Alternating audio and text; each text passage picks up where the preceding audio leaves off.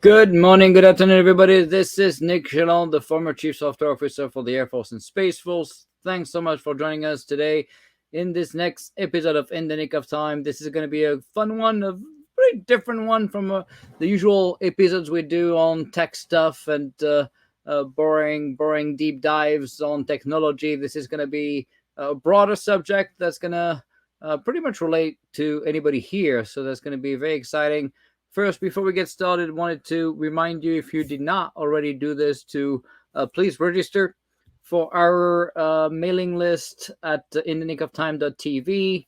Also, if you have a YouTube account, if not, you should create one just to be able to subscribe to our videos on Nick Chalon on YouTube. You're gonna see we're gonna be releasing not only the episodes of the show every Tuesday, but also every Friday, technical deep dives.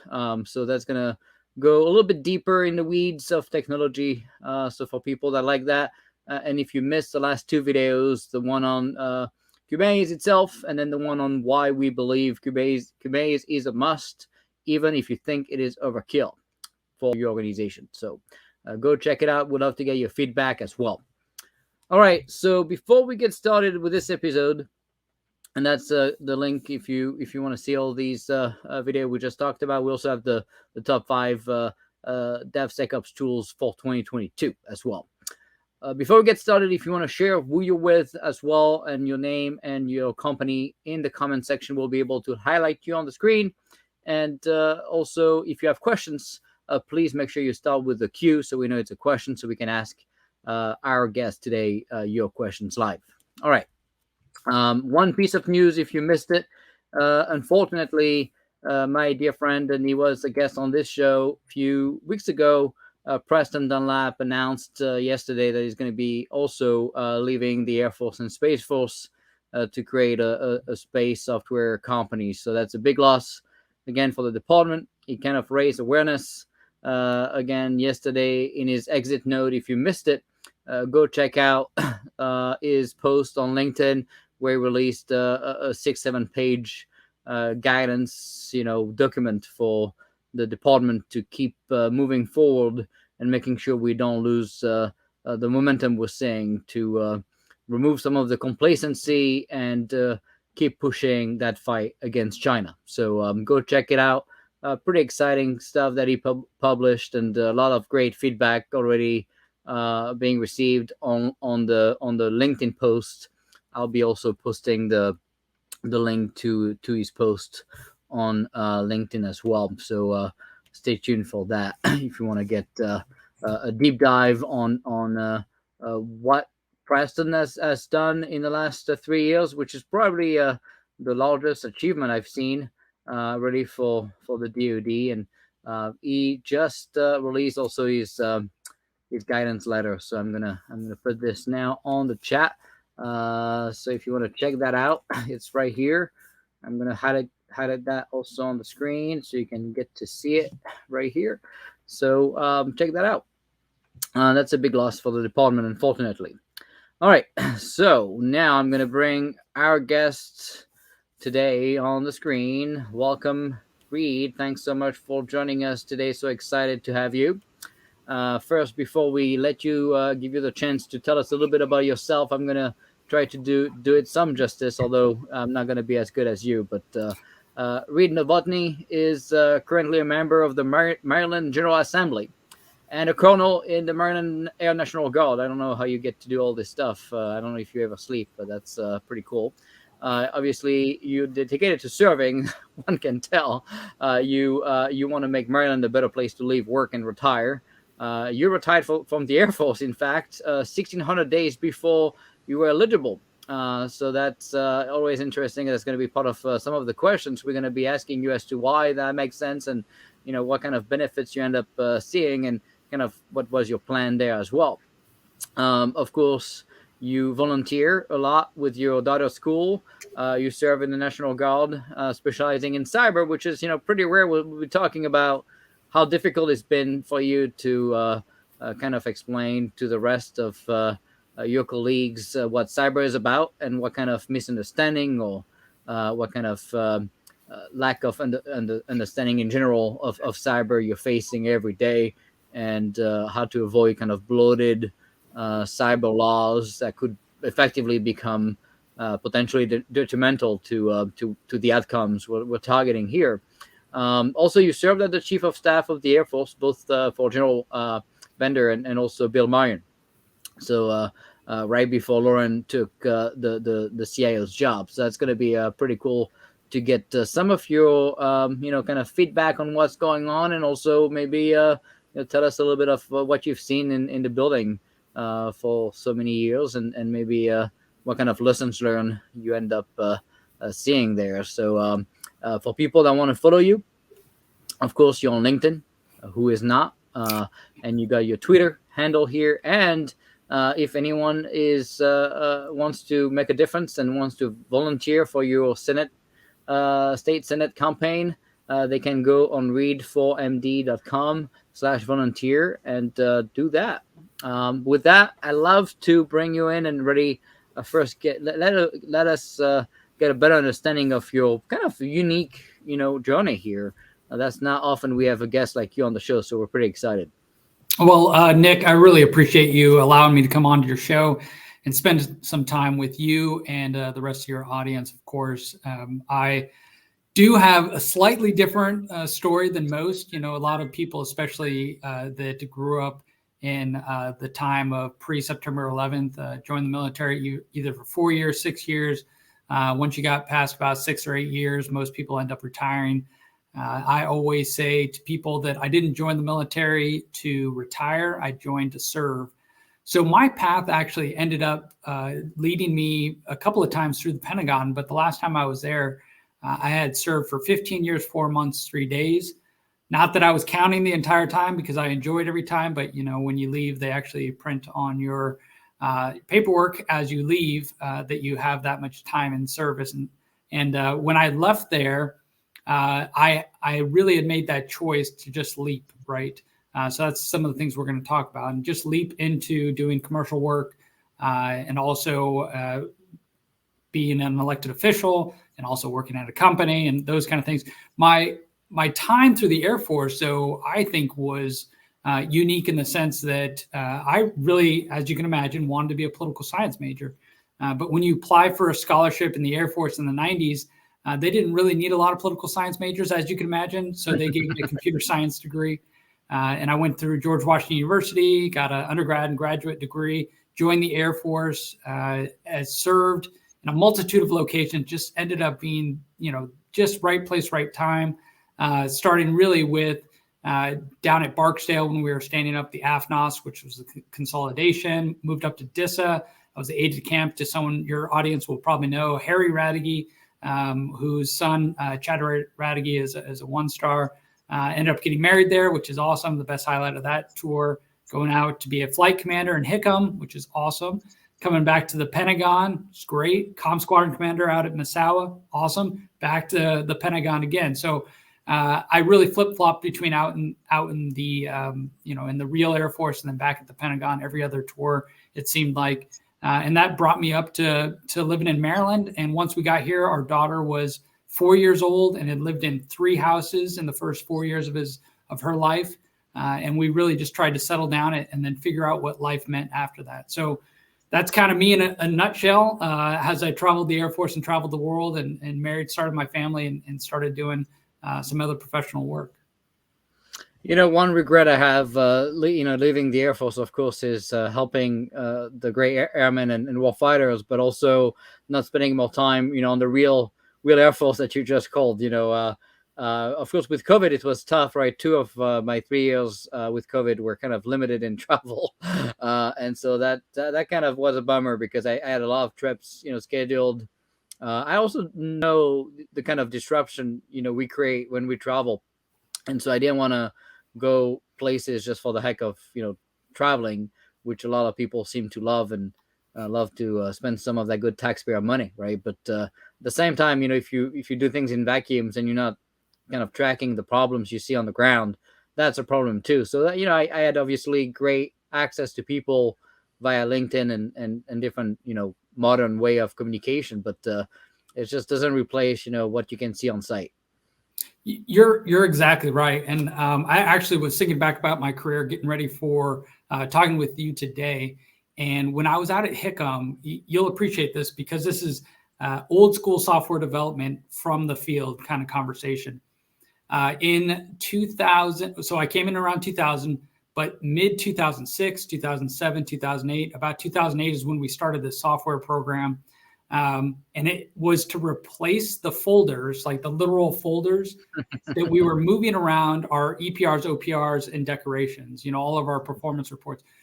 So in the beginning of time there, obviously we had online storage. SharePoint was an example. It was deployed everywhere. I was just so flabbergasted that the Air Force was still passing around 3.5-inch floppies. We were asking companies to make 3.5-inch floppy drives in that time frame, just so we could continue our processes that our Air Force Personnel Center didn't have figured out.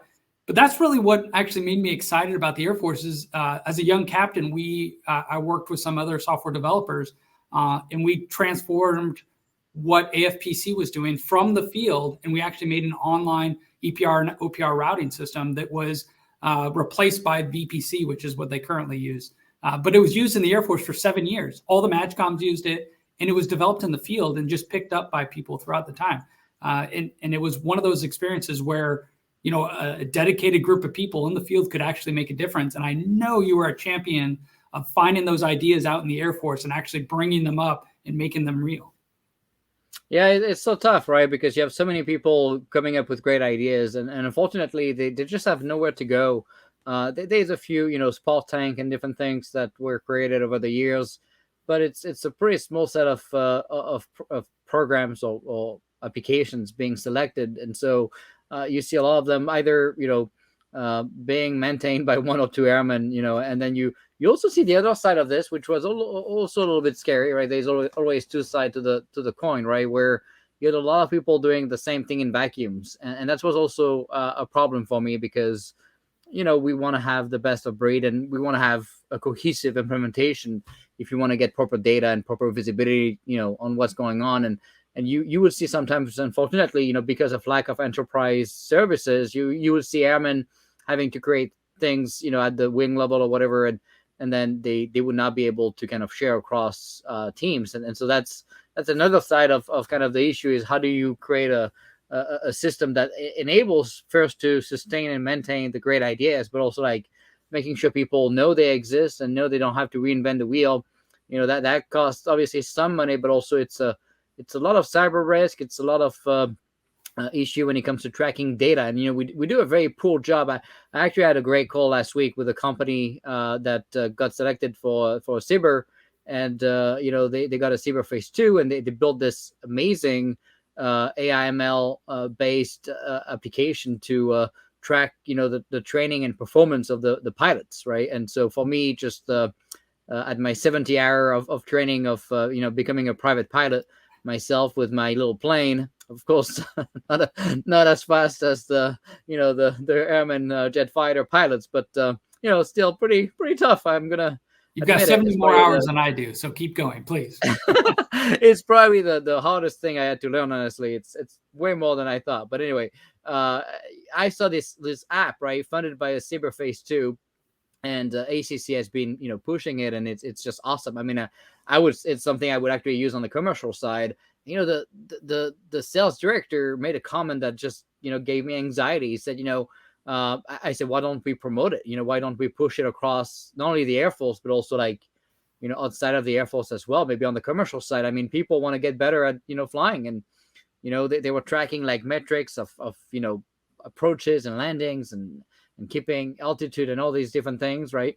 And he said, I don't want to burn the relationship with ACC. And I'm like, the whole point of Cybers is to do to do that, right? To have commercial engagements and government engagements and scale this and help you grow, right? It's not to die on the shelf in a government building, and I said, why not reach out to F-22s and 35s and B-21 and all these guys, right?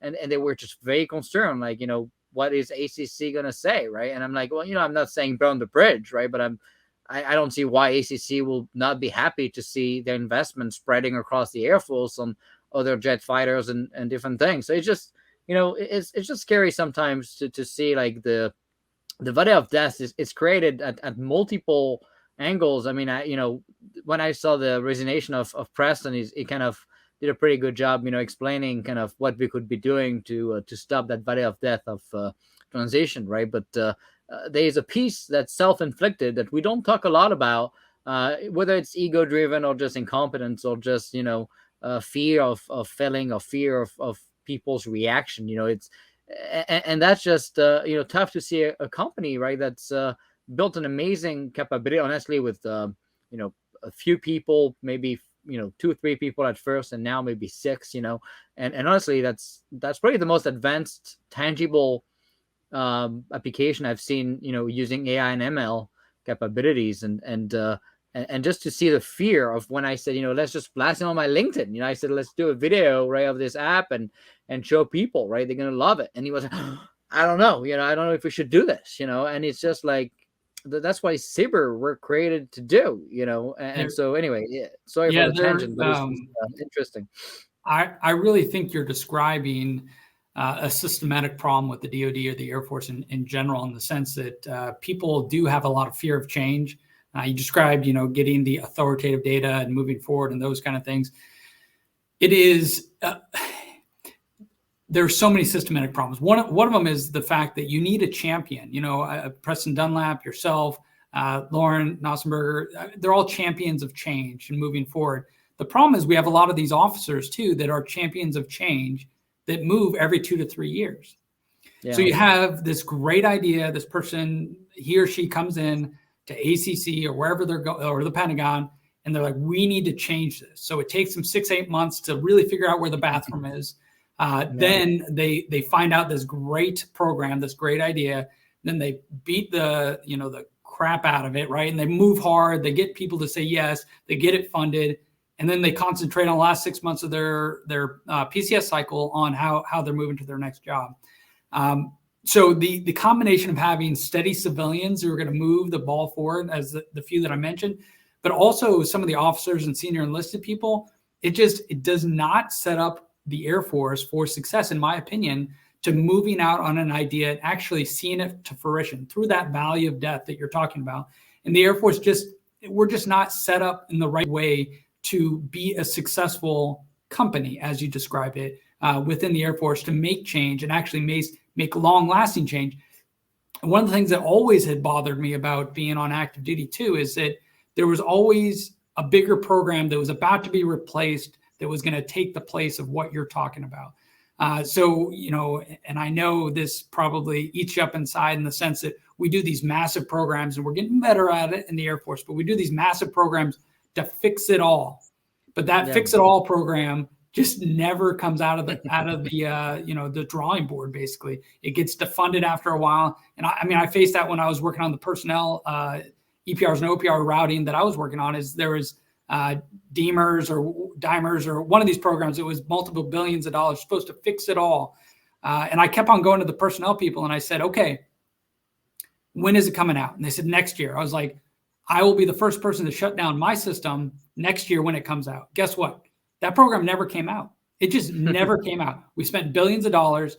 They basically defunded it after a while, and it never came out. And the VPC was born like 10 years later, basically, out of the ashes. So those combination of processes just make the Air Force very difficult to really make iterative change, purposeful change, like you can do in the commercial sector.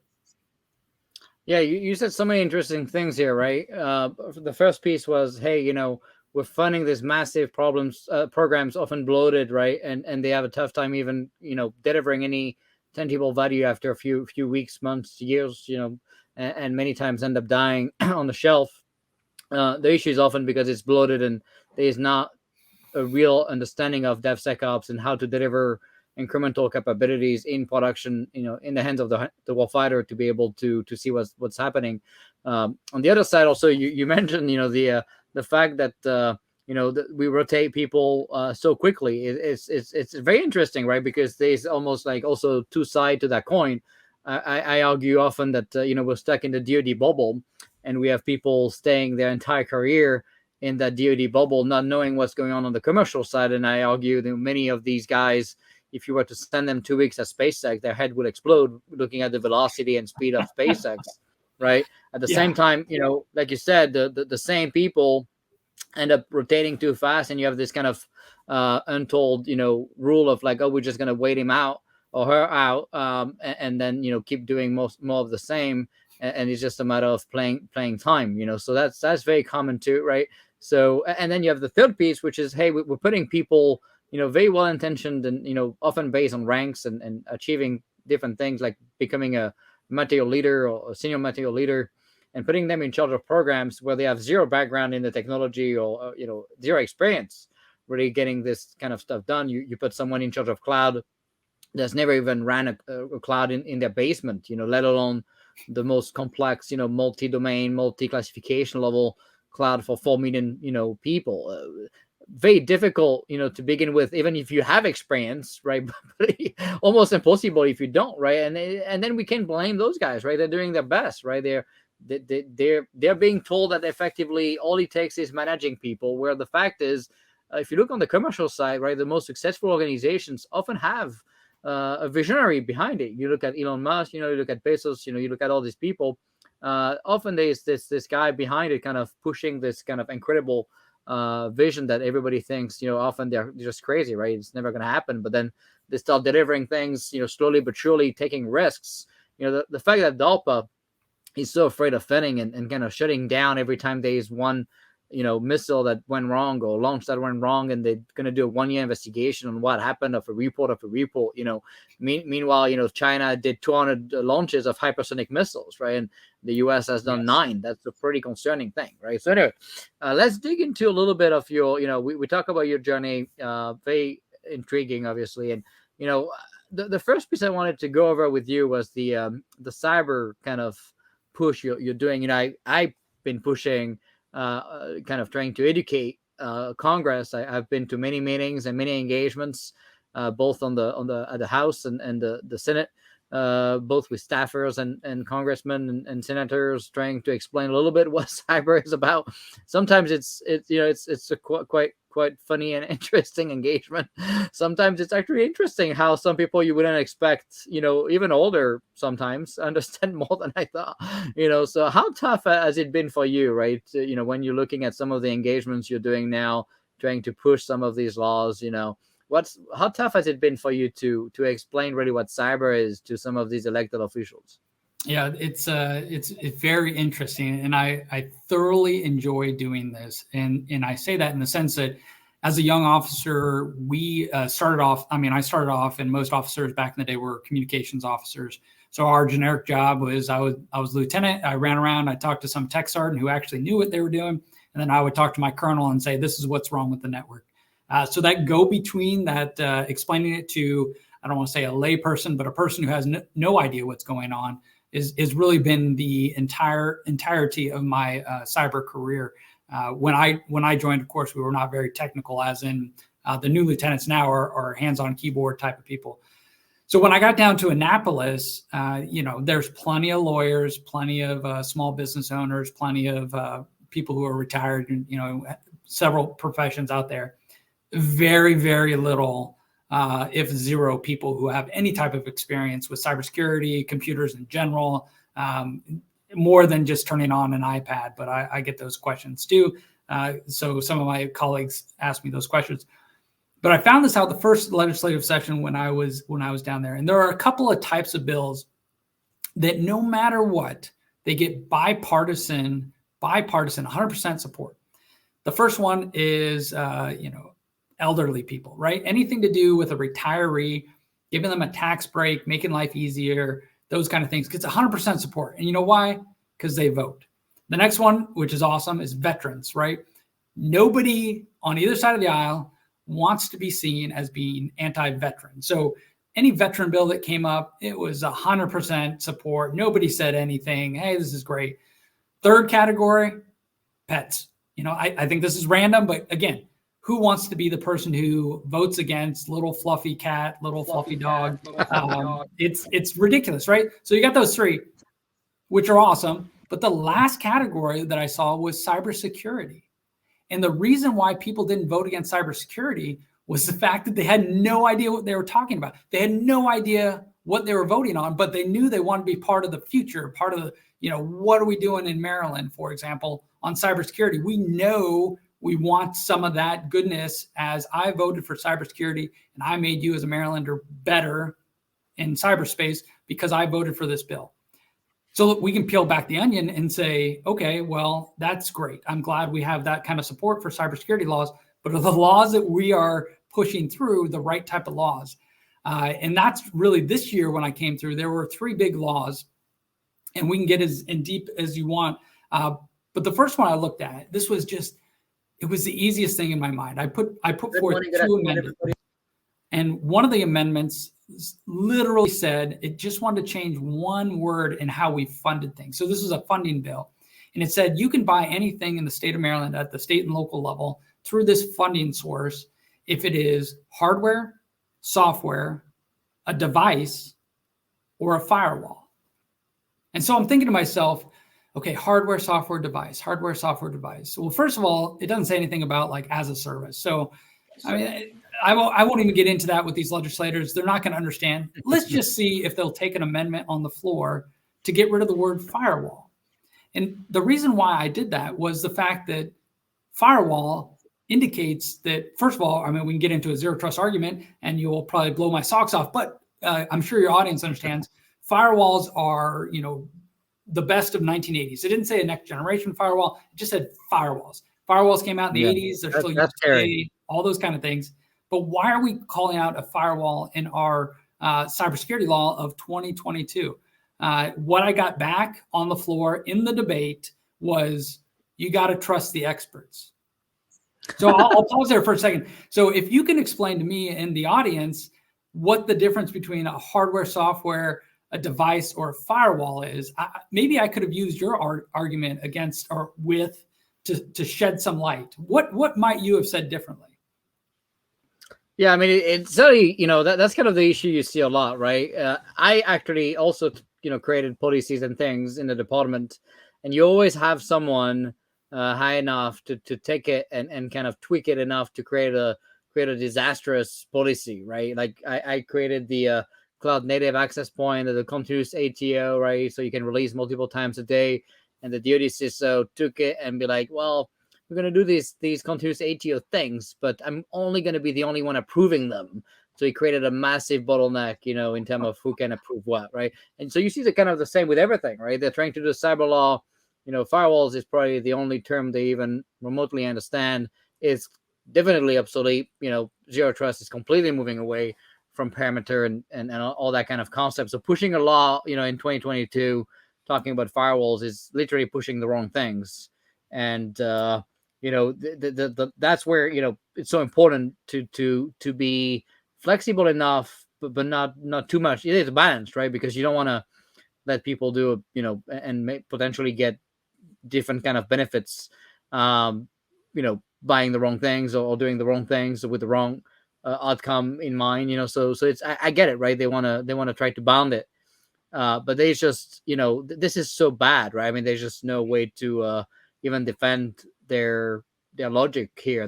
Because there's none, and trust the expert. Well, which expert did you use to write this? This is not, and that's where also, I guess, lobbying comes in, right? And that's what I've seen a lot, is maybe there was a firewall company trying to push some of that stuff, right? You're exactly right. And so 2 things, and they called me Mr. Firewall for a while just because I just wanted to harp on this issue because it was so absurd to me, if that makes sense. So one was this nice lady who is about to retire. She's probably 82, 86. I don't know how old she is. She got up at the end of my spiel about why we don't need firewalls and said, and this is a true statement, the Maryland Department of Health that was doing a lot of, and this is maybe 6 months ago at best, was doing a lot of the COVID response, displaying all the COVID results and statistics for all of Maryland, and then doing things like the death certificates for Maryland. So people had to get information from the Department of Health to have a funeral, all those kind of things, those benefits. Very important department, right? Well, it was hacked through ransomware, right? So that's all of a true statement. We can go down why that was hacked and all that. But she stood up and said, I am for keeping the word firewall because it was firewalls that kept our Department of Health working after they were hacked. And my mind was just like, are you kidding me? Like, you can't even say that with a straight face. You have no idea what you're talking about. It was a typical ransomware that went like left, right after it got in through the firewall in some link that they clicked on, right? So I was like, literally, what I wanted to say is we should go through and toward a zero trust architecture to bring all of our state assets into compliance with what the current architecture of the internet is going toward. So if we had a zero trust architecture, we wouldn't have been ransomware. We would have lost like one machine and that would have been great. We would have kept on going. I like, it befuddles me, the hubris that this person who has no idea what they're talking about would even get up. It's like me saying, I'm glad we had the toilet plunger. They had no idea what it was even talking about. They could have used any word there. And they're like, well, I'm just for it. And that's what is upsetting is that back to who is actually sponsoring these bills and actually working on the bills. I know a lot of the people who are working on it. So through my time in the Guard, there's actually a committee from a lot of the departments, to include the Maryland Military Department, that have input into some of these laws that they were creating over the interim, the 9 months between our sessions. One of the people who was appointed on that is the J6, right? The Maryland J6.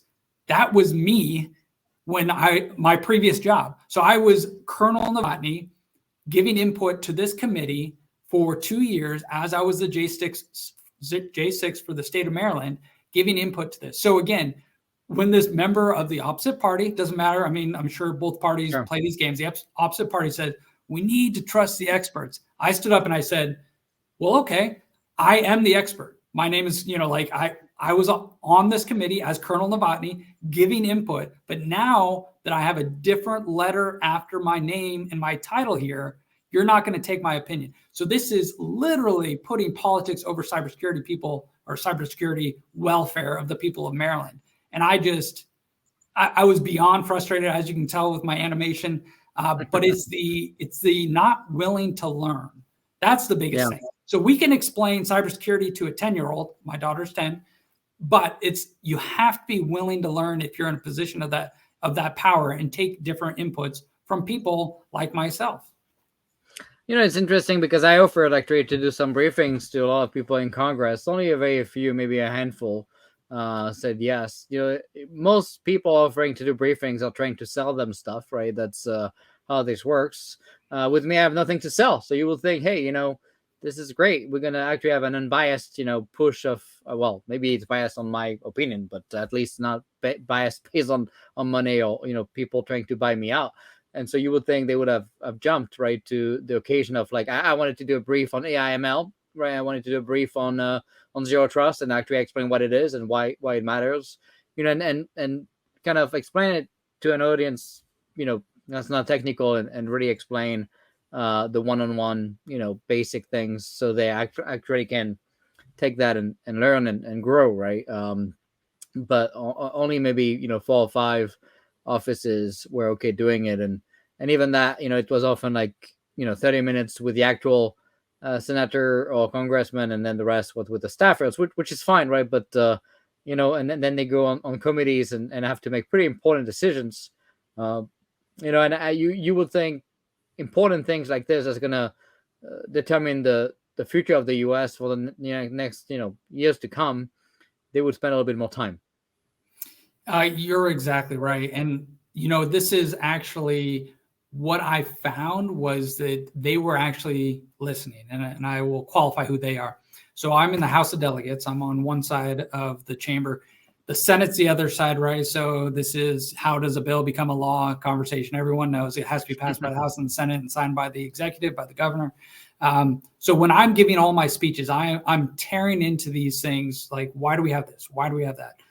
One of the really inflammatory things that I brought out was there was a list of different agencies within the state of Maryland that were exempt. The Stadiums Authority. Well, that kind of makes sense because the Stadiums Authority runs the Orioles and the Ravens. They're really a private organization that is kind of run by Maryland, but kind of not, different than a Department of Health or Transportation, those kind of things. So I'm like, got it. Well, you read down this list of like 7 different things, a couple of universities or whatnot. The last one on the list is the State Board of Elections. And I got up and this is like prove the point that, first of all, the Senate was listening, and I'll tell you why, but no one read it, right? Everyone wanted to be part of state cybersecurity, but no one had actually read this bill, because when you read it, it's just inflammatory, because we sit out, the national narrative. Our elections need to be free. They need to be fair. They need to be secure. Nobody says any different, right? Republicans, Democrats, Independents, it doesn't matter what party you're part of. If this bill is so good, if it's so good about increasing the cybersecurity of the people of Maryland, why would we exempt the State Board of Elections from being under it? Basically, all the reporting requirements and all those kind of things.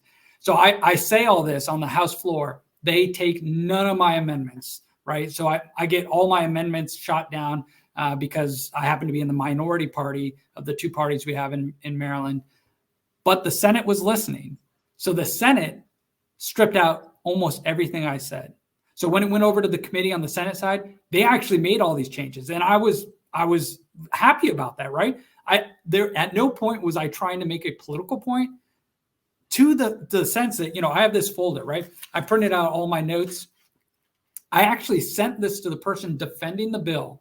And I said, these are all my unfiltered notes. And he happened to be, he's a Marine Corps vet, nice individual, happens to be on the other side of the aisle and the majority party. I said, these are all my unfiltered comments. Please just make these. It'll be better for cybersecurity. So when he didn't even respond back to my email. And we sit across the aisle from each other. Our offices are. He did not even respond back to my email. So, I was forced back into the corner. I said, well, okay, now it's time to embarrass everyone. And I did that in the sense that they didn't know what they were talking about. And I didn't do it in a derogatory term. I wasn't trying to trip them up. I literally just sent them all my questions and said, here's all the answers. And then I just read those questions out. And they didn't even have the common decency to respond back to me and say, no, those are bad ideas. Or like, hey, we're not going to do this at this time. They just ignored me, except for when it went over to the Senate. They took all the changes. And then when we finally passed it, it actually ended up being a marginally good bill. So I'm actually pretty impressed on how the overall process, disappointed in the politicization of something like cybersecurity, but impressed on how we actually got through the end process and signed a couple of good bills into law in Maryland. Did they tell you why they had exempted the Board of Election? It sounds like if they believe in cybersecurity and they believe in the importance of all that stuff, I don't see why you would. Maybe you would give a little bit of time for people to catch up, or if they know the cyber posture of some things are pretty bad or whatnot, right? And you want to give time for people to address issues. That's fair, right? But why would you just exempt something like this? Did they say the reasoning behind it? So they did not write back and say, here's the exact reason. I even, asked on the floor, the House floor, why would you exempt the State Board of Elections? And they went back to their default answer. You got to trust the experts. This is why, though, in my opinion. So what expert said? The expert said cyber doesn't matter for elections? Exactly.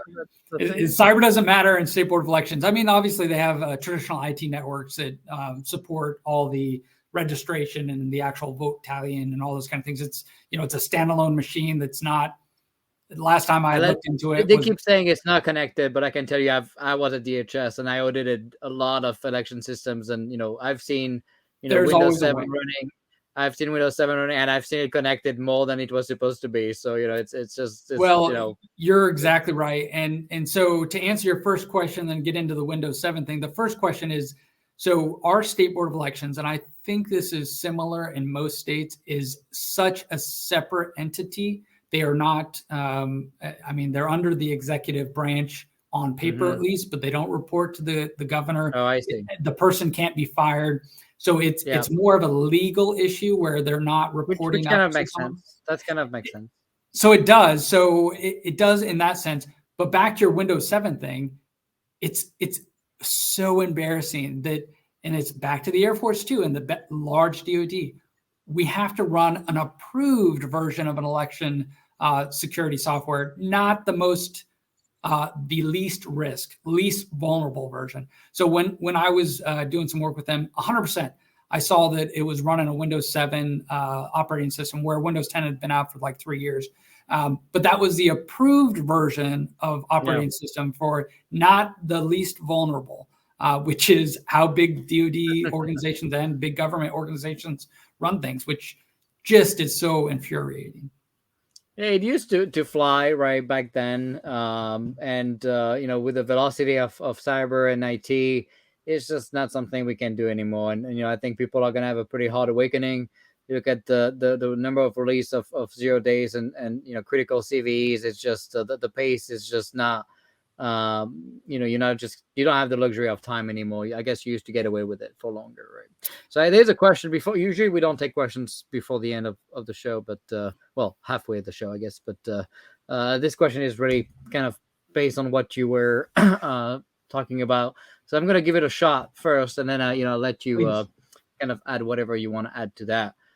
Carmine was asking, can you include next generation firewalls, which you did talk about, but there is a school of thought that next generation firewall can work with zero trust and even act as a cornerstone. So here's my take, right? You always need some level of perimeter defense. When you move to a real zero trust stack, that becomes your ingress egress for your north-south traffic. One could call it next generation firewall, WAF, could be different names. So there's definitely a piece, and there's a policy enforcement point when it comes to a software-defined parameter that's going to do the controller and whitelist the traffic based on your device identity and who you are. And so it's going to compound the risk of the user of the device, and it's going to kind of whitelist the traffic. So it acts pretty much as a firewall, right? It's a layer 7 firewall. So it's able to do a little bit better, but I would never call that the cornerstone, though. I mean, it's a very important piece. I wouldn't go as far as saying it's cornerstone, but it's certainly not out of the picture.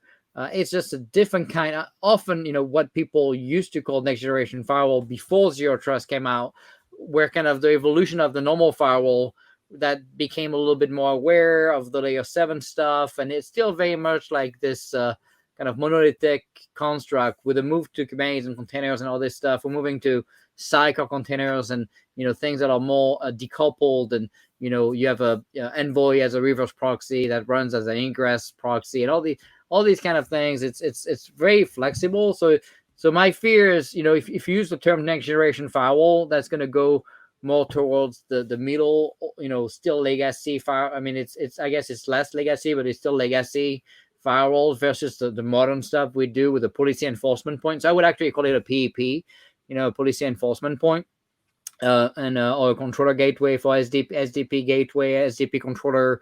Those are terms that you would use now. If you use next generation firewall, you could have a lot of companies that they would claim they're doing zero trust, but it's really just basic next generation firewall. So I would kind of stay away from that. Yeah. So a lot of things to unpack there. And again, I trust the experts, and joking back to our last conversation, a lot of engineers that I work with who would be able to explain this more elegantly than I can. What I view as the next generation firewall is that transition. So you brought up a lot of things that are what I would consider actual zero trust in the permission aspect of how future state will be. I think next generation firewalls help us get from where we're at in a traditional perimeter defense firewall 1980s version of moat and castle and protecting your network to where we want to be in the future. Next generation firewalls are all up in that business, but you can't go to any company. I don't think any cybersecurity Gartner chart, magic quadrant, without someone saying I'm part of the zero trust architecture. And a lot of them are. I like next generation firewalls for our transition. Maybe in 5 years, we never talk about firewalls again. If all these companies have moved to what you were talking about. Yeah, absolutely. Makes sense. All right. So there's way more questions, but I'm going to keep on going on keep the questions going. I love questions, everyone. So here we go. So, of course, you talk about some of the laws that end up, being pretty good at the end of the day, right? And kind of the Senate kind of saving the day, I guess. Tell us a little bit about what were the desired outcomes? I mean, challenges, I guess you talked about it, but if you have more, give us some of that. But I'm also, I'm always concerned, right, when people just say, "Oh, we're going to come up with laws and things," right? And and they forget, like, okay, but what are we trying to do, right? I'm concerned we don't have enough going on to protect our data, right? Europe did GDPR. A lot of people criticize GDPR, but the fact is, at least it did something. We did nothing. China, created the Shanghai Data Exchange, getting access to data coming from Europe and U.S. companies, and companies are dumb enough to sell their data on there, and of course the CCP get a free copy of all the data flowing there, right?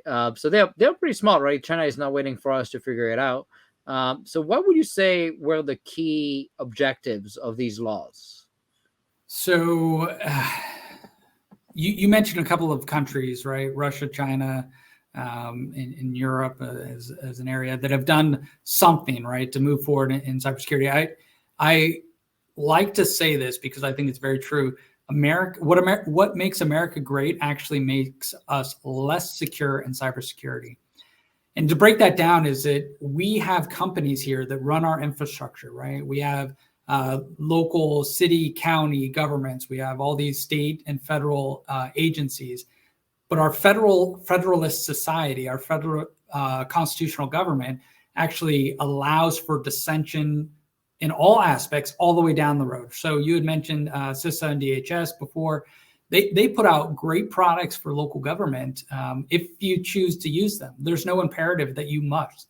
Thou shall do best practice X, Y, or Z to make yourself more cyber secure. Thou shall do ABC to make sure your citizens' data is more secure. So really, my bottom line up front on this was to actually get the ball rolling with some of the cybersecurity baseline to make sure that not only were companies involved, we went back to this, there's some arrogance where you're the single CISO for a county and you've got it all figured out. I tell you what, God bless that person who's got it all figured out. But we needed to put some baseline to make sure that we had some laws on the books so that not only could these like county and city governments and state agencies go for help with our Maryland Department of IT CISO and the like, but we actually empowered our CISO for the state to actually be a strong player in this. I know for a fact that it was difficult. They have consolidated services like cloud services they offer for state agencies, but you don't have to opt in, right? So it was part of that to say, why don't we incentivize the different state agencies to opt into a centralized defense? Again, back to what makes America great, makes us less cyber secure, is the sense that they didn't have to. We need to put some laws on the books to incentivize them. That's the way I like to do it versus forcing people to do it, because a lot of the things we can do in cybersecurity are actually a lot easier to do at mass, at scale. And they're actually will protect the individual's data, the people of Maryland, in my case, moving forward. So were the outcomes mostly focused on the state or county systems, or were there also like there was a piece of maybe kind of giving tools to individual, when I say tools, I in the broad sense of tools, not actual tools, but to the people of Maryland or the companies of Maryland, or was it just focused on the government stuff?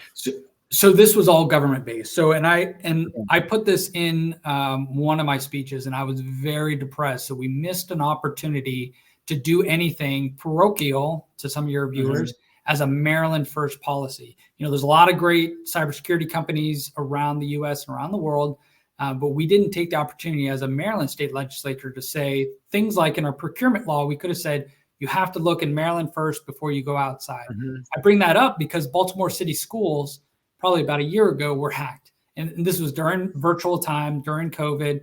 Students couldn't get to their classrooms, all of this kind of stuff. So what did they do? They found a company in Ohio versus in Columbia, Maryland, to go and do some of the incident response. And I was frustrated because I know that there's 1,001, well, probably not 1,001, 300 great incident response companies, small, medium, big, out of Maryland that could have done that same work.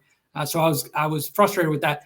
Then we go back to how do we incentivize great personnel to stay in the government, right? You and I both spent time in the government and then chose for some reason to maybe do something a little different. Well, I found out that they could only pay the most highly educated person as a state employee $140,000 a year. Now, No. living in the DC area in Maryland, you can't, I mean, these people should be making $400,000, $500,000 a year is what they need. So we actually increased that cap just a little bit. So obviously, I'm not a big, it's like 170 now. I'll have to look. Yeah. Which is better than nothing, one step at a time. It's a big increase. Yeah. Well, the other part too was the procurement, back to your tools. So we didn't give out any tools, but what we did do is allow our Department of IT to procure without going through our procurement arm, which is, I mean, that makes sense, right? Up to $1 million. So just like in the DoD or in the Air Force, right?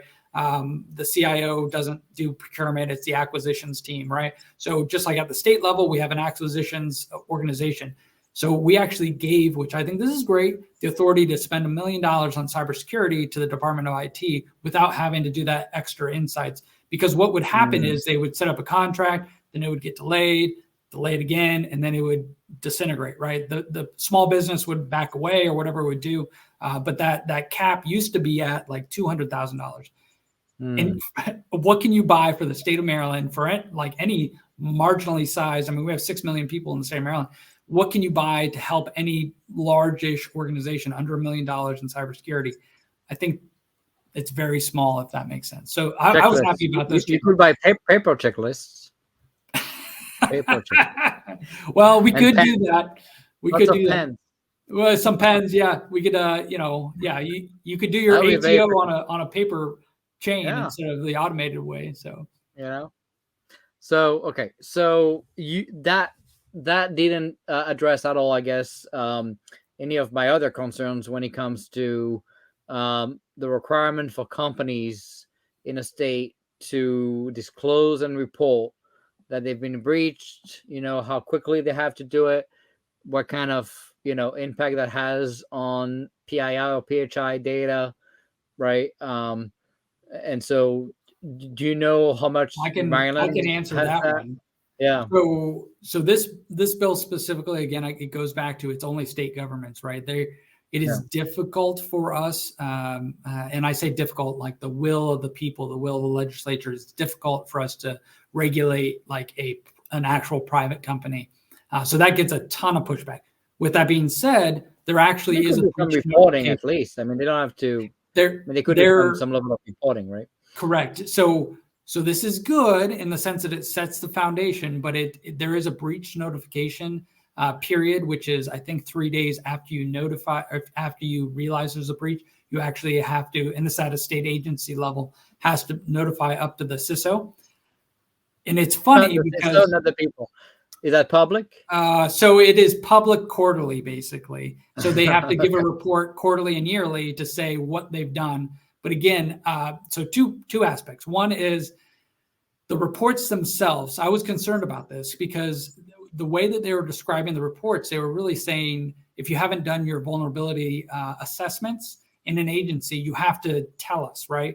And then the Department of IT, the CISO, was going to report on the worst offenders. So I'm looking at myself and I'm like, so if I'm a hacker wanting to hack an agency, I'm going to look at this as my roadmap of which organization to hack first, right? So it's going to say this one is 10 days overdue and this one's 10 months overdue on their last vulnerability assessment. So they actually cleared up the language. So I want them to report, but I also don't want hackers to use it as a guidepost. But then the other aspect was on the breaches. They actually had some vague verbiage that said you must, it said after you were breached, you have to report within 72 hours. So I stood up and I said, how many companies know that they were breached 2 years ago? Like you're immediately going to have these companies or these institutions out of compliance. So they actually, as it went over to the Senate, they changed the law. And it said after you were like you were notified by someone or someone. Right. I mean, it makes sense. Any cyber law should have that mentioned. That's kind of but this goes back to one of your original points. How do you explain this to legislators when they read the law and say they pick up on something like that? Like no one else would really pick up on it unless you understood that some people are hacked for 3-4 years before they realize it. So is there any discussion on anything around data and privacy and kind of, protection of PII, and is there any discussion right now, maybe next year, on that kind of subject? So the one bill that came, so there are bills that come up often in the health field, right? So we pass laws and a little bit different laws for our HIPAA data that's passed around within the state of Maryland, again, at the state of Maryland level. One bill that was actually very interesting was regulating some commercial companies like Ancestry.com and 23andMe, any of the ones that do DNA, genetic information, Yeah. like spitting in a cup, all those kind of things. So we actually passed a law that said you cannot use that for gain, right? So if you and I did a genetic test, we actually can't sell the results without notifying the users of that information. So that they said it was a first in the nation kind of regulatory step with the 23andMe's of the world, those companies. But that was the first type of data that they really tried to get after this year to regulate and make sure it was staying. The consumers knew where their data was getting pushed around. Yeah, this is just the tip of the iceberg. China has really done a pretty good job, actually, when it comes to understanding the importance and power of data.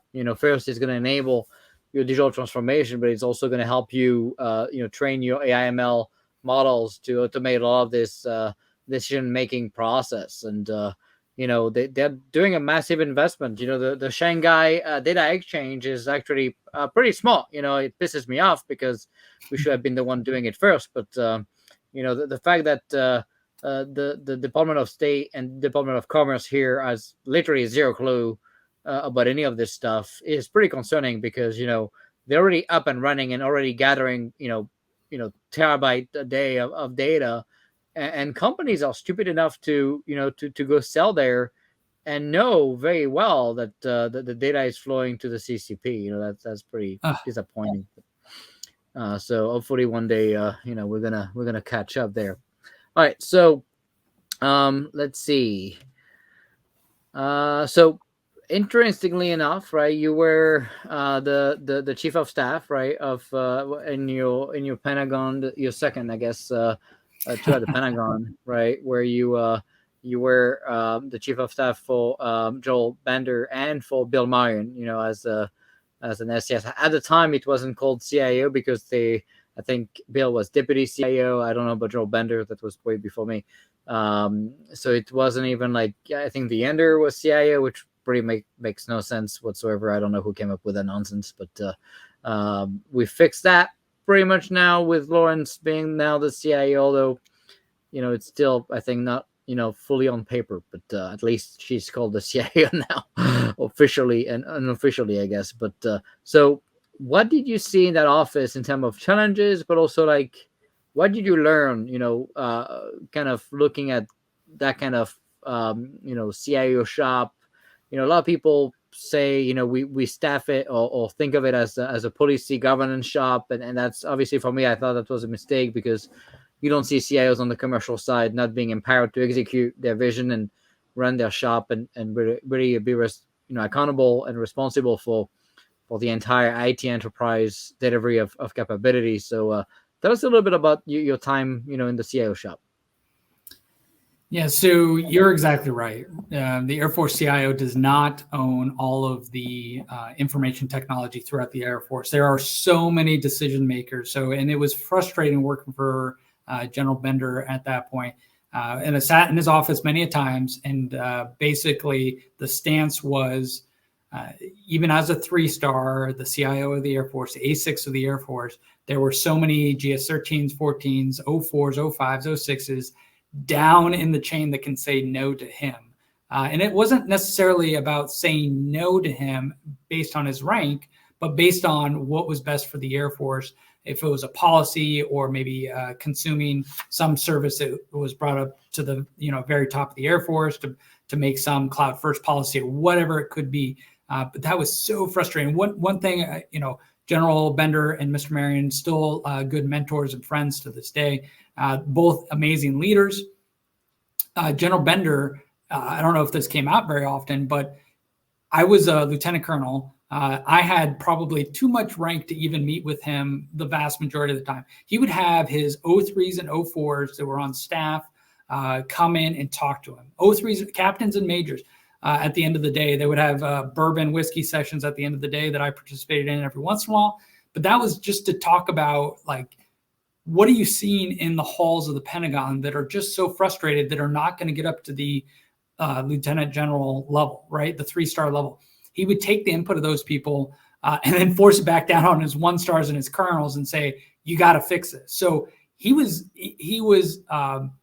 idea rank agnostic and idea positive, right? So he just wanted those good ideas coming through. And one of the things when I got hired into his office, I walked into the chief of staff's office, which was right across the hall in the E-ring. I walked in and I said, hello, is anyone here? There's like 7 different cubes. You've been to the Pentagon 1,000 times, I'm sure. There was all these cubes, and all the cubes are as tall as I am. You couldn't see anyone. How do we make this an actual, group collaborative environment, those kind of things? So I walked back out and went to talk to General Bender, and I said, hey, boss, do you mind if I reorganize the desks in my office? He's like, sure, I don't care. So I told one of my guys to come in, bring a screwdriver the next day. And so we took apart the tops of every single cube. We just leveled them out. We gave them all a place to work, and we could all see each other. We could see when people came in, when the 1-stars and colonels are waiting, they could sit down and actually have somewhere to sit. But this is like the antithesis and the perfect point of the Pentagon, how it works. We took apart all these cubes, set them in the hallway, and then someone walked by and said, did you fill out a piece of paper to do that? We have a contract. There's a contractor who is paid. Yeah, you can't do it yourself. You have to pay the union. Are you kidding me? So I asked them for the piece of paper. I filled it out in front of them, and I said, well, now can you take them away? But this is emblematic of what we do. Like, how do we stifle good work in the Pentagon? That's how we stifle it. We make someone fill out a piece of paper after they've already done something that they want to do that is best for the airmen that are working there. And that is repeated 1,005 times through my time working as the chief of staff. So I just thought your listeners would be entertained by just the absurdity and the bureaucracy that we create for no reason at all. Yeah. And I had the same issue in my office, and now they're even stricter. I think that there's union stuff there, so they don't let you do it at all. You have to use their service. And I remember getting a quote for my office, because we needed a desk or whatever, and I wanted a normal desk, nothing fancy. I mean, wood. I don't know. And the price was just outrageous, and I'm like, wow, this is what we pay for a desk, and it's just like, wow, this is mind-boggling, Looking at the amount of the volume we must be buying, you would think you would get a discount. I said I remember thinking I staffed an entire office on the Fifth Avenue. I had an office on Fifth Avenue and 45th in Manhattan, and I had 25 people there, and the cost that it cost me to put furniture for the entire team of 25 people was effectively just double what the cost of one desk at the Pentagon. So that was pretty mind-boggling. So anyway, it's ridiculous. And I'll add, I know a guest of yours in the past, Lauren Nossenberger.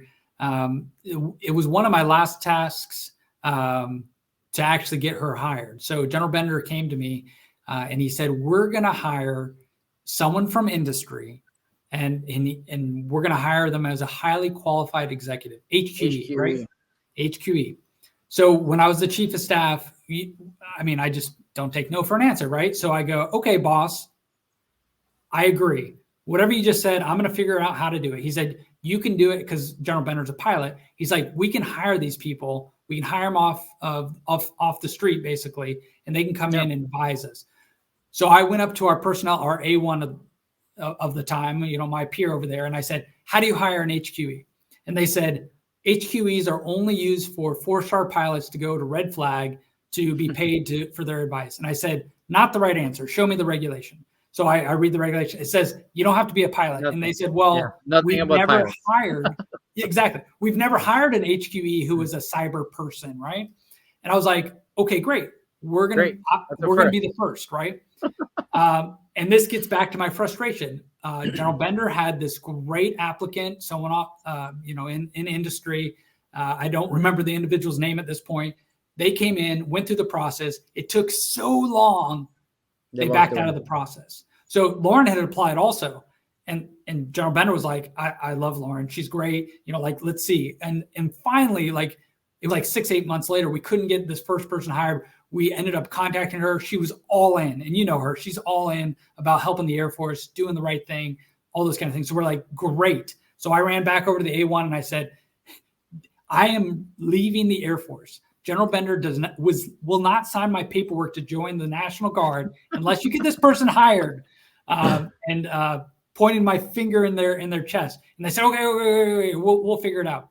So we got her the job there, and obviously, do you remember how long that took? So the second time around, it was very quick. The first time around, it was probably define quick for me. Oh, so the start to finish, it was 6 months of my life that I was working this. The quickness was probably 3.5 to 5 weeks. I think once she said yes, and we ran around the paperwork. So it was not on the job. It wasn't like she was at the job fair and we said, here, sign this piece of paper. You can come. Yeah. No, I mean, for me, I was an HQE too, right? So I was at OSD when the Dr. Roper asked me to join the Air Force and become the first chief software officer. And, they reached out to me. Dr. Roper, of course, was so excited. He's like, we're going to do it in 1 month, 4 weeks. It's going to be done. They already had quite a few HQEs, Preston Dunlap was an HQE too, right? So they, they kind of understood a little bit the process, but not too well. And ended up taking I was at OSD already in a job. And even with, all that already in place, so I wasn't, I guess, coming from industry anymore, though I was, but, I was already a year in at OSD, and it still took 3 months to get me hired. So that's the other thing I tell people. I said, don't oversell, right? The fact that Dr. Roper said it would take 1 month and it took 3 kind of shattered my confidence, and excitement for the job. If he just said, hey, it's going to take 3 months, great, right? But the fact that he said 1 month and it took 3, I almost walked away from the job, so that's something I recommend people not to do, So anyway. Yeah, I totally understand. And it points me back to one more thing that we started when I was in the Chief of Staff's office too, which is coming to fruition at the end of this month. So, the RFQ is. That was the discussion of what a mission defense team is. And then the corollary to that, which was enterprise IT as a service. So back in 2015, 2016, 2017, when I started there and then ended up leaving there, that was actually one of the largest conversations going on even back then. And now it's 2022. There's a lot of companies out there that are bidding on enterprise IT as a service. And maybe the Air Force is going to make a leap toward this type of just school of thought, if that makes sense. So to have airmen do what airmen do best. It took forever. Yes. The bid was out last month, and when I joined, it was already kind of, a program, and I joined 3 years ago. So it's it's just way too slow. It's been forever, and the goodness of it, I'm still a believer, is the sense that we really need to be warfighters in whatever domain, and then we need great companies to get after things that are support, just like our IT could be if done correctly. And I know you're a believer of making sure that we have airmen doing what they should be doing, civilians doing what they should be doing, industry doing what they should be doing, because it's that triad of individuals that actually make our DoD and the Air Force the best it is. Yeah, I was a little shocked. I remember when I joined, a lot of people were saying, with Kessler and all these teams, that the airmen were going to become, the coders, and we're going to grow that, and we're not going to need that much of industry. I was like, this is a pipe dream. First of all, it's probably not the wise investment. You don't have enough people, but 2, you don't want to stop burning bridges with the DIB, and you want to get them excited about what's going on, and you're just making them the enemy, and by definition you're going to lose that battle because they have way more money and power than you have in the government. So it's for me, it was a non-starter. That's why when I started pushing DevSecOps, I managed to reach out to lots of the primes even the smaller companies, of course, because I care about everybody. But we got many of them excited about DevSecOps, investing drastically in DevSecOps. You saw companies like Lockheed announce they're going to use Platform One for all of Lockheed, including non-DoD work. So and people were like, "Oh, Lockheed is never going to do anything with you guys," and there was already like, it's funny how many times I heard, and that's part of the issue. Back to the term limit aspect of things, both for Congress and maybe also within DoD, right? Of like people failing or like not even trying anymore because they already go in thinking they're going to lose the fight. It's already a done deal. There's no point in trying. I remember when I created the cloud native access point, replacing the cap. People told me that it was never going to happen. That people tried for 10 years, and I did it in 60 days. I get it fully accredited, and we're now the largest implementation of zero trust in DoD, if not in the U.S. government. And if you listen to people, you would just walk and not do it.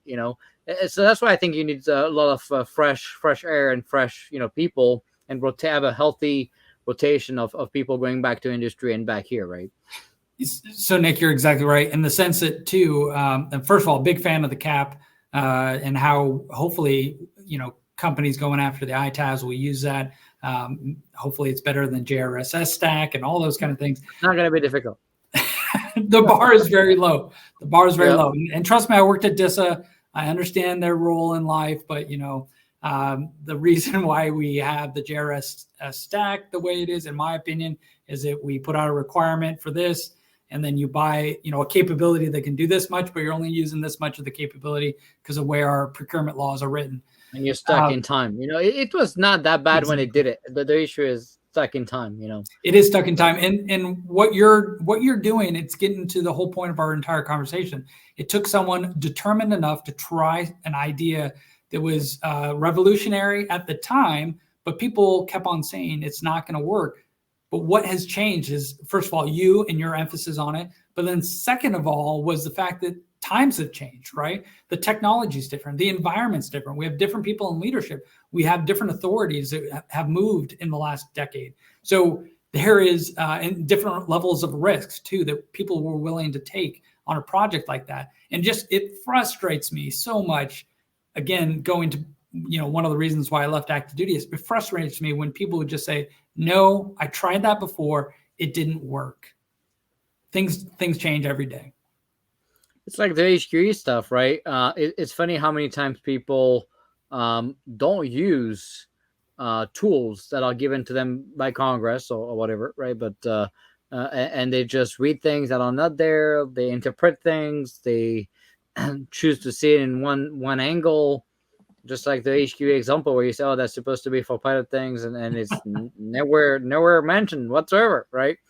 And that's probably the biggest tool that the people don't know, but HQEs can make up to $320,000 in the government. It's pretty rare. There's only like maybe 20 of those in DoD, and it's already a pretty good way to attract the right talent to come in, particularly people making $500,000, $1 million of salary a year, and come take that kind of role. It's already a pretty significant pay cut if you look at going to the SCS pay level, but HQEs get a little bit of a higher pay, and of course you have the term limit to make sure. It's funny how that on that one people thought about the term limit, right? That's interesting. Oh, they did. And the benefits. So obviously the DoD in general, the benefits is what kills our budget, right? So being invested, HQE isn't allowed to be vested like a traditional government civilian and have that retirement year over year. So for the listeners out there, they're paid a little bit more because we're not investing in their long-term benefits either. That's the maximum pay, and like I said, it's only 20 that go that high. Most HQEs make an SCS level, salary. So exactly. All right. Exactly. So funny enough, you mentioned your career, and let's get into your retirement, right? Where you decided to kind of I'm not gonna say leave $3.5 million on the table, but there was a logic there that I love for people to understand, because we get a lot of questions from service members that are also kind of struggling, trying to see, okay, maybe if I get out and I get to see other things, maybe I could either come back in a different way, or I could just do better on the commercial side and not care? Or what was your reasoning, and how did you make that happen, I guess? Yeah, so I'll describe it in this way. First of all, I did the calculation based on the fact that I was an 05. I was going to get 05 pay when I turned 42, basically, when I could have retired. I'm 44 now. I could have retired then, got an 05 pay for the rest of my life, the insurance, all those kind of things, GI Bill. So I put it all together. Hopefully I live to be 120. No, I'm just kidding. Normal life expectancy for a male. And that's the number I came up with. But I go back to one point I made at the beginning, which was I didn't join to retire. The retirement is definitely an incentive. But what had happened is I had gone to the Pentagon as an 05, and I was sitting in my cube doing my work, got there early, would leave late, ate lunch at my desk. And then the person next to me, God bless him, was the government employee, right? So he would come in at 8 o'clock, leave at 5 o'clock, pack his lunch, take an hour lunch down at the food court, never stay a minute past when he had to. That 05 was getting paid the same I was getting paid. And it's not all about money. I know that. But the rewards and everything the Air Force can do for any officer were all the same for that person. He looked the same on paper as I did. And I just couldn't stand it basically anymore. So I ended up, and this is by fate of God, I truly think, I ended up running into someone who I'd met when I was at DISA, who was going through some hard times at the time when she was a young captain and getting a divorce. And I just had befriended her and helped her out with the situation that she was going through. And I saw her as a colonel, and I said, "What are you doing with your life?" She said, "I'm in the Maryland Air National Guard and I'm a colonel. It was the best decision I'd ever made." And I said, "Well, I've been looking into that." And she said, Stop. I'm going to introduce you to the person you need to talk to."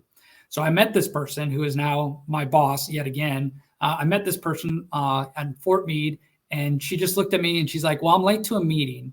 Sounds like we could use you. I don't have a job for you, but I need you to quit the Air Force, not retire, quit the Air Force. I know you don't have a commercial job. Don't worry about that. I'm sure you'll figure that out. But it'll all work out." And that's what she told me. It'll all work out. So I called my wife, of course, and I was like, "Hey, I met this person who's slightly crazier than I am, says I need to literally separate from the military with almost 16 years without my $3.3 million retirement, but she's going to figure out a way to make it work." And thank God that I made that decision, because it actually ended up working out. I ended up being getting hired as an action officer in this group. She moved up to be the group commander. I was hired as her deputy.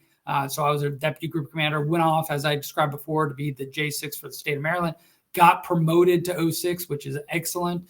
And I, very quickly, which was awesome too. It's great when you get promoted early. I would not have been promoted, in my opinion, on active duty early, but I actually ended up getting promoted early there. And then now I'm working back in the 175th as a group commander down there. All of the time, though, I was also working in commercial industry and an elected official, being able to serve in multiple hats and contribute in uniform, contribute as part of industry, and then contribute as part of the elected bodies. And I really just felt like I needed to do more, and most importantly, I needed to stay in one place to keep the family happy too. And you can do that through the Guard and Reserve. Well, you opened the door for my question right there, right? And how did you juggle all your roles and your family life? Because it seems pretty insane, right? What you're adding, and I guess also, tell us a little bit about that crazy bet, right? And trust that you put on that lady to really jump, and take a chance at leaving the Air Force. And how quickly were you able to find a bridge, on the commercial side to help you pay the bills, right? Yeah. So in the Guard, in the Reserve Force, we actually have this saying that a lot of people say: you have a three-legged stool. In my case, it's a four-legged stool, but you have your family, you have your work life, then you have your reserve or guard duty. And I happen to have 3 paying jobs. So at one point in any day, one of those organizations is probably mad at me. And you just try to balance the fact that like not all of them are mad at you at all at the same time, or you don't make some mistake that's going to be non-reversible. So as always, I have a lot of great people who work for me and with me in all of my roles. But it's great to have great airmen around. And I do truly try to be home for every dinner. I do truly try to be here as much as I can, even though work brings me away and multiple hats bring me away. I'm actually getting ready to take a month's worth of guard duty and go work at Cyber Command for the Cyber National Mission Forces, which I'm very excited to do because as you can imagine with my personality, they sent around a list that said we need some of the reserve force to come in and help with what's going on in Ukraine. And I put down my name on a piece of paper, knowing that I'm not qualified to do any offensive work or any of those kind of things. But they called me back a week later and said, yes, we'd love to have you come in and help us with some policy going on in the reserve component for Cyber Command. And of course, I said, sounds great. Now I got to actually ask my bosses on all my other fronts, to include my wife, to make sure that that's okay. But really, it's making sure that no one is really upset with you at this point, and lots of coffee and not sleeping. Yeah, that's a lot of work. I'm sure, and I assume that's going to be in Maryland. So the Cyber Command deployment month, right? It is, and again, so I am. Yeah, I'm blessed with that. That Maryland, the DMV is a great place to be a cyber person, right? We have the Mecca, NSA, Fort Meade, Cyber Command, in my opinion, for offensive, defensive warfare. And then all of the DIB that's around that. There's so many opportunities for someone who is interested in cybersecurity or in cyber in general. So it is just, it's, if we had retired or separated in Oregon, I would not have these opportunities that I have here. Since I live right outside of Fort Meade, it's 25 minutes away. It's going to be like a day job there, and I'll just be able to mobilize. I'll be able to deploy for 30 days sitting at Fort Meade. That's pretty cool. And what's pretty cool as well is the fact that I keep calling the cyber defense of the U.S. and both on the state and local and critical infrastructure at the kindergarten level. But when you look at what's going on in Cyber Command and on the offensive side, it's probably the most advanced in the world. So it's going to be probably a lot of fun. It definitely will be. And I view, and this is not a classified endorsement or not, I view parochially the Air Force, the DoD, as being the best of the best of the best. I'm sure other nations also think they're great at getting into bad guys' computers and causing disruption. But I view us as being the best because I want the military in general to be the best. And I truly believe in our U.S. military. And yes, there are tons of problems with our critical infrastructure and going downstream and kind of the things we've talked about throughout this conversation. But it's great. Maryland has 2 of the 3 offensive squadrons that are located in Maryland. One's in Delaware, and 2 of those 2 squadrons happen to work for me in the Guard, which is just a blessing that I'm surrounded by all these people who are super smart, and they all have their own individual stories. We have a lot of great operators that have spent 15 years as NSA Title 50 operators, and then also as guardsmen, and then working in their Title 10 authority, being operators on that side of the legal authority also. So it's just amazing to be a part of Maryland cyber in general. Yeah, no doubt. All right, so we got a few questions from the public, and if anyone has a question, please put it into the comment section below and start with a Q so we know it's a question. There's many we already answered, so I'm not gonna make you repeat yourself because we kind of covered that during my questions. But there's a question here that says, how do we work together to better inform and educate the complexities, threats, and challenges of cybersecurity elected officials so they can understand the criticality of the growing sophistication of cyber threat actors? Am I going first? Yeah, you go first on that one. That's okay. I'm going first. Okay, so there are, just to give everyone perspective, there are probably 2,000 to 3,000 bills with some overlap of topics, but individual bills that come through the Maryland State Legislature every year. So that is a lot. Why this is important to this is that having an advocacy group is the same concept of having a lobbyist, right? They're the same people. Some people call them lobbyists and term them as bad people. Advocacy group, oh, you work for an advocacy group. That's great. So, but like having a cybersecurity advocacy group, which there are a few at the state level, come and actually talk about these complexities to legislators. It's not a bad thing at all. And you can actually move state policy and state law fairly effectively if you have the right person speaking to these legislators. This is not a knock on anyone. Everyone brings their own professional background when they get elected into any level of government, right? So you just have to sit down, have a willing advocate, have someone like a lobbyist group, an advocacy group, actually go and talk to these state legislators because there's a lot of good work that can be done and should be changed at that level. But they don't necessarily have to understand the complexities. They have to understand it's important, that the risk of doing nothing is more than the risk of doing not doing anything, or I said it backwards either way. So the risk of inaction is greater than something like getting a ransomware attack, where we had St. Mary's County was actually down in the beginning due to ransomware. Their county hospital was down due to ransomware. And most literally, their infectious disease organization of doctors couldn't get access to national level data. They couldn't get access to patient data. I am pretty sure we lost lives due to a ransomware attack. Those stories are not hyperbolic cyber 9/11 type of days. Those are true stories where we had a hospital go down, their IT admin hospital go down, and we actually had a physical impact to constituents that you can actually turn that to a legislator and say, look, you're going to lose people unless you try to influence this before the bang.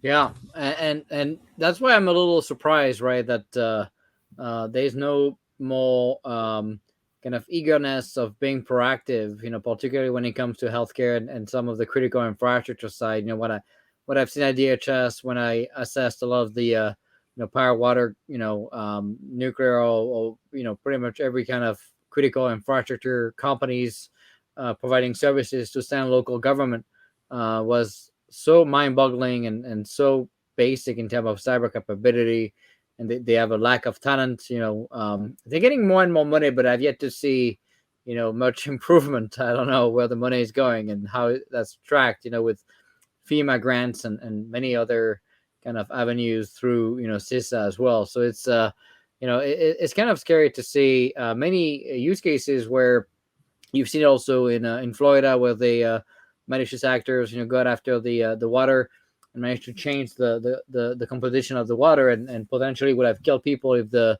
system wasn't shut down a few hours before the water made it to the tap, right? And then you see of course the pipeline with the shutdown of the gas pipeline for days, and that was not even the pipeline itself getting hacked, but just a billing system of the pipeline, which pushed the company to shut down the pipeline because they didn't want to give access to gas for free and not track the consumption of the pipeline. So and yet you see people just moving on, right? They it has a real impact on their lives for 3-4 days, and they feel the pain. I don't know what is it going to take for people to really not move on like the next day after that kind of stuff happens. Yeah, so not many people bring up that, and I love the fact you brought up the pipeline example. People just say, oh, the pipeline was hacked. No, it wasn't. It was an IT system for billing. I mean, not that that's a good thing, but it was based off a poor password in their Senate testimony. But there are things that I think can be solved by money, but other things aren't going to be solved by money.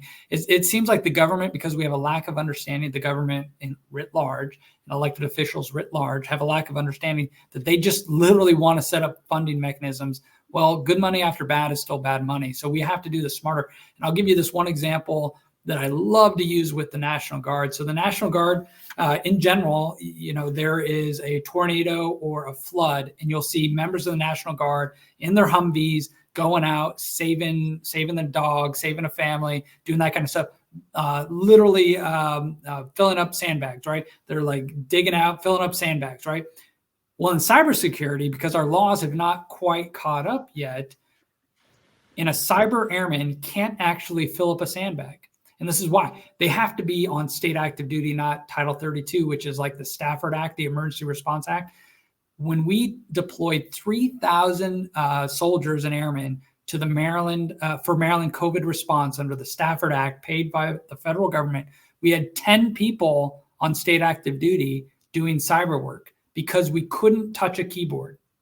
And it was the way that the laws were written. We couldn't get anyone to take risk and say, why don't you pay our airmen under this authority, the Stafford Act authority, the same as the sandbag person, the same as the nurse going to give a shot. You need to pay us under that same authority, and we'll go out and we'll touch firewalls or do whatever it has to be. Back to our firewall conversation, we'll actually make these networks more secure. And they said, nope, you're not able to do it. You can only advise them.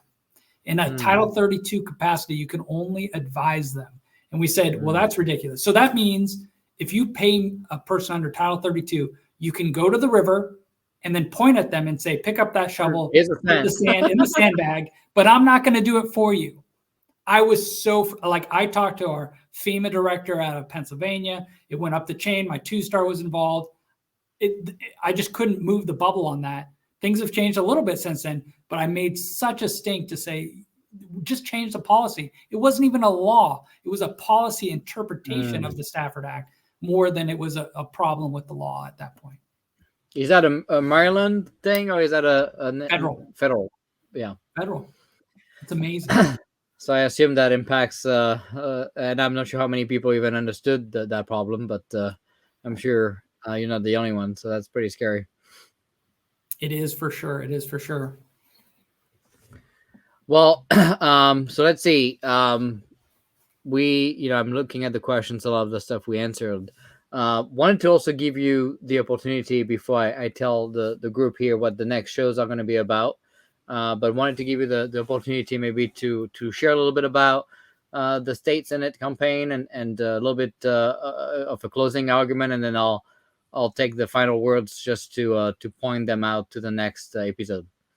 That's great, Nick. Hey, I really do appreciate you allowing me to spend some time with you and your audience today. So after I got out of the military, started to run for office and really had my sights set on running for the state Senate in Maryland. Just like at the federal level, we have a House and a Senate. Currently, I'm a member of the House. Our Senate is 47 senators that represent all different areas of Maryland. And I am looking forward to doing some common sense things. And back to one of the questions that we've kind of been hitting on is, why is cybersecurity not interesting enough, is back to you can't get people to pay attention for long enough to say that this is important. So that also means that if you see any of my literature, 9 times out of 10, I'm not going to be talking about cybersecurity, because most people who vote on a couple of kitchen table things. It's like your education, it's your safety of your community, and it's also making sure you can have a good cost of living. So people in Maryland per se can live and work here in Maryland, and also maybe retire here in Maryland. So those are my overarching platforms that I'm talking about. Again, I bring my professional background and my schooling of being a cybersecurity person, being a computer science person, to the state legislature. And I'm just really excited to being able to do it. I actually have a fundraiser coming up if anyone wants to come to it. I know my contact information will be a part of this with Governor Ehrlich, who is not the current governor, but was the last Republican governor. And that's coming up on the 28th of April. I would love to see you all there. We have a couple of tickets left, but it's up in Montgomery County. I'll represent part of Montgomery County, part of Howard County, if you know the geography out there in Maryland. And I'm really just looking forward to being able to continue to serve because I do think that there is a difference between public service and politics. And I'd love to talk on a whole nother 2 hours what the difference is, but I really do look forward to doing the public service aspect of it. which is not Twitter and name calling and all those kind of things people don't like about politics. It's really about just helping constituents, having a critical thought and a critical eye toward all bills, let alone what we talked about today, which is cybersecurity bills. And that you represent people on all sides of the aisle. You just represent those people down in our capital, in Annapolis. So I really do appreciate you allowing me to spend some time with you, though, today, Nick.